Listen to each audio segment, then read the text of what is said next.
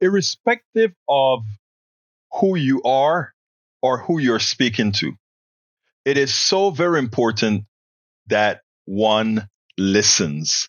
And not just one listens, but what one tries to comprehend, one tries to hear what the other side is saying, because you pay dearly, as the Democratic Party has over the last several decades. I mean, when you look at a place like West Virginia, that should be Democratic land based on the types of policies that progressives want to pass. Not only policies that give assistance, but policies that create the environments to generate work, good paying jobs. Now, last night after the caucus, the governor of Illinois sort of had a back and forth with Joy-Ann Reid. Joy-Ann Reid had a very important point that he chose not to listen to, completely and entirely tone deaf. I want you to listen to this, and then we'll take it on the other side. Hi, Governor. This is Joy Reid. I have a question. Is it bedwetting, though? Because I think that there is some significant anecdotal evidence that President Biden does have some issues in terms of parts of the younger electorate that are not in a good place with him on things like Gaza, on the bombing of Yemen. There were just protests outside of the White House this past week. There is some energy that's building, particularly among Arab American voters, Muslim American voters, who say they will not vote for him because of his stance on Gaza. Is it bedwetting, or is the White House maybe not paying enough attention to real passionate objections to its policies by younger voters that they need to turn out? And I mean younger voters, including younger African-American voters. Well, when you're a responsible leader, when you're in office, you have to make tough decisions, no doubt about it. And every time you have to make a tough decision, someone doesn't like it. The truth is that we've seen Joe Biden underestimated all along in his entire career, and especially in 2020. In 2024, I think what we're going to see is a real focus on the things that really matter to people's individual lives, to their families, to their communities. And that's, the economy. It means their freedoms. We talked about choice. In a lot of places in the country, people are deeply concerned about gun violence. And we know that Joe Biden has stood up for a ban on assault weapons, and he has stood up for violence prevention programs in a way that Republicans just want to let go and, frankly, let people shoot each other wherever they may be with as many guns as they may want to have. So I do think that a focus on the issues that really matter to working families across the United States is going to matter for Joe Biden in a positive way. Now, there are always detractors, right? There are people that vote for Donald Trump who don't like things about Donald Trump. But in the end, when people are going to see the two visions for the future of America, that young people and people of color across the United States, not to mention the vast majority of American workers, know that it's Joe Biden that's fighting for them, and Joe Biden that'll do better for them.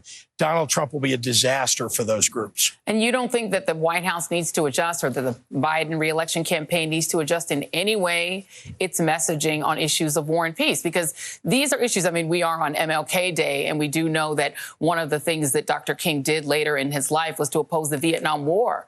And this was an important issue to him, as important in the end of his life as fighting for living wages and for racial justice. Issues of war and peace are passion issues. They're voting issues. And for a lot of younger Americans, not even just younger Americans, but a lot of progressives and a lot of just people who have a humanist view of the world, the Gaza issue is a voting issue. So you're saying that people will ignore that? You don't think that the White House needs to in any way adjust its messaging on that?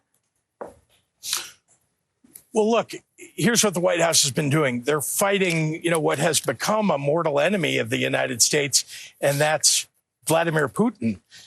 They're standing up for democracy in Ukraine.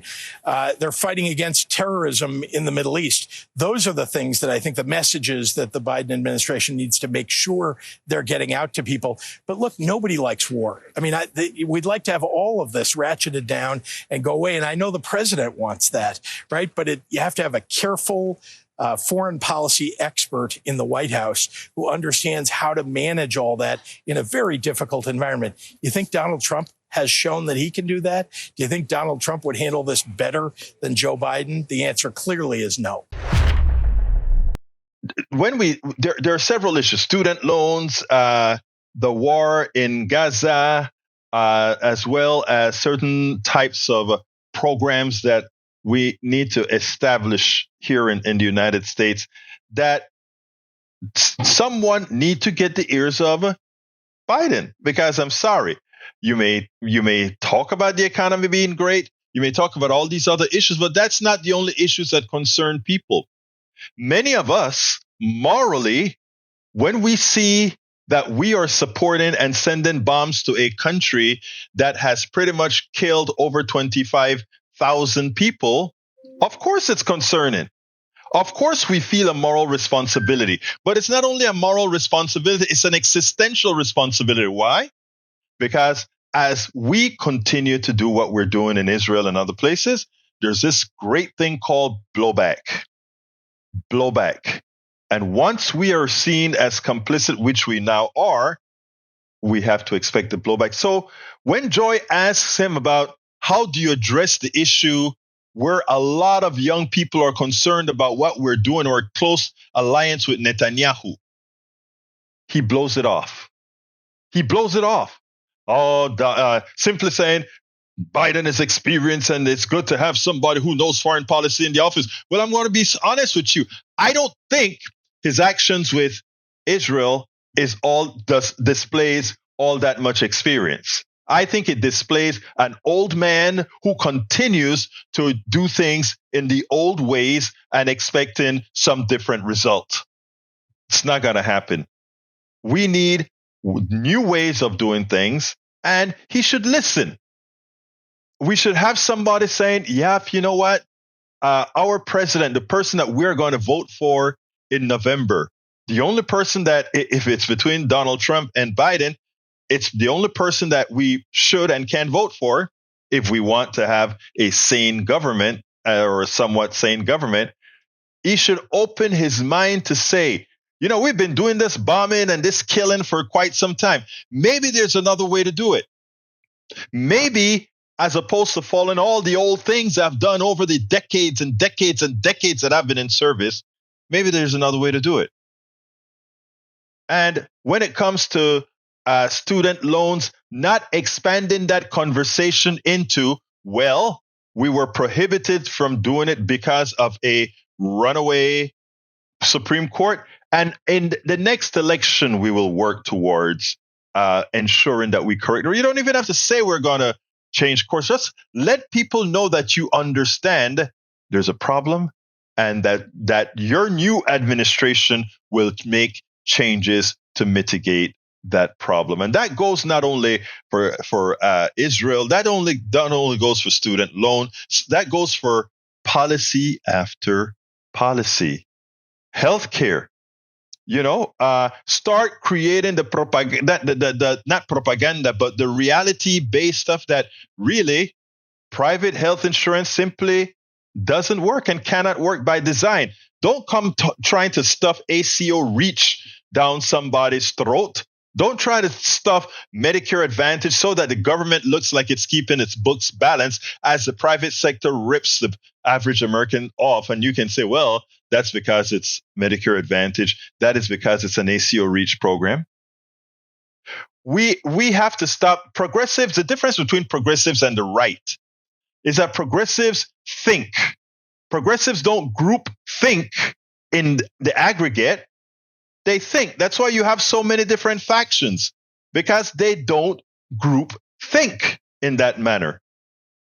We got to learn. If you're going to really have a coalition, which is what a country is, you have to listen to everybody, irrespective of where that listening comes from. Even if sometimes you use that listening to know something you shouldn't do, or to use that listen to understand the listening didn't make any sense, but at least you listened, absorbed, and ensure that you know what's going. It's shameful what the governor did, or the governor's response to Joy-Ann Reid's very, very important questions with all the people that she speaks to, which are younger people, people of color, people that are naturally the people who brought Biden over the top. And for him to just disregard it when she talks about the Arab issue in Michigan, well, we better heed the Democratic Party and President Biden better heed and understand what's going on. We spend a lot of time deconstructing the news, trying to parse it into a form that everybody can understand. We try to find those little nitpicks where it flies above the fray, etc.